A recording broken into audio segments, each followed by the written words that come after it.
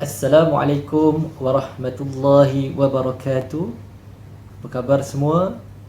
Alhamdulillah, bersyukur kita kepada Allah Subhanahu wa taala kerana masih lagi kita diberikan kesempatan untuk bersama-sama di dalam satu program ataupun majlis ilmu yang mudah-mudahan kita mendapat manfaat dan kita mendapat keberkatan daripadanya.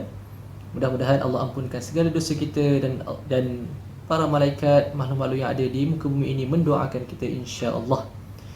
Pada hari ini saya Ustaz Haidar bin Mahmud akan mengisi slot tazkirah Ramadan yang dianjurkan oleh Ikatan Guru-Guru Muslim Malaysia ataupun singkatannya iGuru bersempena dengan bulan Ramadan Al-Mubarak yang mulia ini.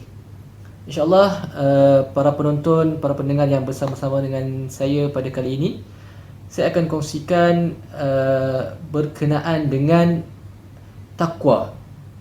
Bila kita berbicara tentang takwa, antara ayat yang sering kali kita dengar, ayat yang popular, yang famous, ya ayyuhalladzina amanu kutiba alaikumusiyam kama kutiba alal ladzina min qablikum la'allakum tattaqun.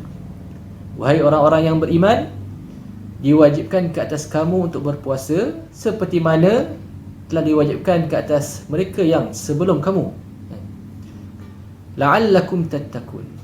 Mudah-mudahan kamu beroleh ketakwaan ataupun la'allakum, mudah-mudahan kamu bertakwa, mendapat ketakwaan di sisi Allah Subhanahu wa taala. Jadi itu ayat yang sering kali kita dengar, sering kali diulang-ulang apabila tibanya bulan Ramadan. Namun satu persoalan yang mungkin kita boleh tanyakan kepada diri kita, apakah yang dimaksudkan dengan takwa itu? Adakah takwa ini dengan kita khusyuk ataupun kita memperbanyakkan ibadah kita, ataupun takwa ni kita takut? Apa maksud takwa yang ingin dicapai dalam puasa ini?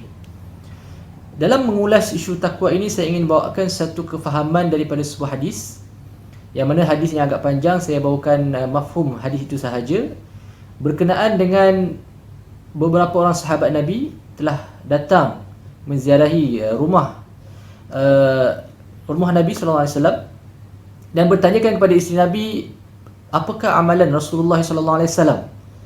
Dan apabila diceritakan amalan Rasulullah sallallahu alaihi wasallam, mereka merasakan amalan itu seolah macam biasa ataupun sedikit. Dan akhirnya di kalangan mereka ini tiga orang sahabat Nabi berkata, salah seorang berkata, aku akan bangun qiyamul lail setiap hari, tak tidur. Seorang lagi berkata, aku akan berpuasa. Kira berpuasa setiap hari. Dan seorang lagi kata, aku akan menjauhi ataupun tidak mengahwini, tidak berkahwin. Jadi mereka merasakan itu yang lebih hebat lah. Maknanya sebab mereka merasakan bukanlah dengan satu pandangan yang negatif, tetapi mereka merasakan diri mereka ni kerdil berbanding Rasulullah, yang mana kita tahu Rasulullah ni maksum. Jadi mereka nak lebih lagi. Apabila mendengar perkara tersebut, Rasulullah pun berkata, sungguhnya aku ni adalah orang yang paling takutkan Allah dan orang yang paling bertakwa di sisi Allah Subhanahu wa taala. Namun aku berqiyamul lail, bangun malam, dan aku juga tidur. Aku berpuasa dan aku berbuka, dan aku juga mengahwini wanita. Dan satu poin yang paling penting dalam hadis ini yang boleh kita lihat sebagai satu pengajaran, Rasulullah kata apa? Barang siapa yang tidak mengikuti sunnahku ataupun melawan sunnahku ini, nescaya dia bukan dari kalanganku. Jadi daripada hadis ini kita dapat sebahagian daripada kefahaman takwa itu adalah, takwa ini bukanlah dengan bermaksud kita memperbanyakkan ibadah sehingga kita melangkaui ataupun melampaui batas yang mana yang telah Rasulullah tunjukkan. Dengan kata lain, takwa itu adalah dengan kita melaksanakan segala perintah Allah Subhanahu wa taala dan kita meninggalkan segala larangan Allah Subhanahu wa taala dengan panduan ataupun dengan apa yang telah diajarkan oleh baginda sallallahu alaihi wasallam. Sebagai contoh, di bulan puasa kita cenderung untuk membaca Al-Quran, bersedekah, berpuasa terutamanya di siang hari. Namun pada masa yang sama kita masih lagi berterusan dalam melakukan perkara-perkara yang maksiat, contohnya melihat benda yang tak elok, mulut tidak jaga, menyakiti hati jiran, menulis perkara-perkara yang tidak elok di media sosial, membuat fitnah dan sebagainya. Jadi di situ sejauh mana nilai ketakwaan yang ada pada apa yang kita amalkan tersebut. Jadi itu persoalan yang sangat besar lah sebenarnya. Jadi puasa itu bukanlah bermaksud dengan kita menjadi seperti rahib yang mengasingkan diri dan beribadah semata-mata. Tidak. Tetapi takwa yang ingin diperolehi daripada puasa itu adalah dengan kita bersungguh-sungguh berusaha untuk melaksanakan segala perintah Allah Subhanahu Wa Taala dan meninggalkan segala larangan Allah Subhanahu Wa Taala ketika mana kita berpuasa. Ada orang berpuasa tapi bila malam harinya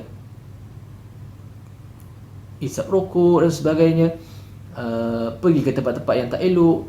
Bahkan yang lebih malang berpuasa tetapi solat fardu tidak melaksanakan solat fardu, ataupun cuai dalam melaksanakan mendirikan solat fardu. Bahkan lebih mengutamakan solat tarawih berbanding solat isyak dan solat maghrib. Itu lebih malang. Maknanya konsep takwa itu dah salah. Jadi para pendengar, para penonton yang bersama-sama pada malam ini, insya-Allah sama-sama kita muhasabah diri kita sejauh mana tingkat ataupun peringkat takwa yang ada pada diri kita. Kita muhasabah kembali bagaimana kita nak menyusun perjalanan kita di madrasah Ramadan ini. Mudah-mudahan di penghujungnya nanti kita akan menjadi insan yang bertakwa, insan yang lebih baik daripada sebelumnya, insan yang akhirnya kuat dalam melaksanakan perintah Allah Subhanahu Wa Taala dan teguh dalam meninggalkan segala larangannya. Wallahu a'lam. Mudah-mudahan kita akan sentiasa menjadi umat Nabi Muhammad sallallahu alaihi wasallam dan mendapat syafaat baginda di akhirat kelak. Sekian saja dari saya, Ustaz Haidar bin Mahmud. Moga bertemu lagi. Ramadan Karim. Assalamualaikum warahmatullahi wabarakatuh.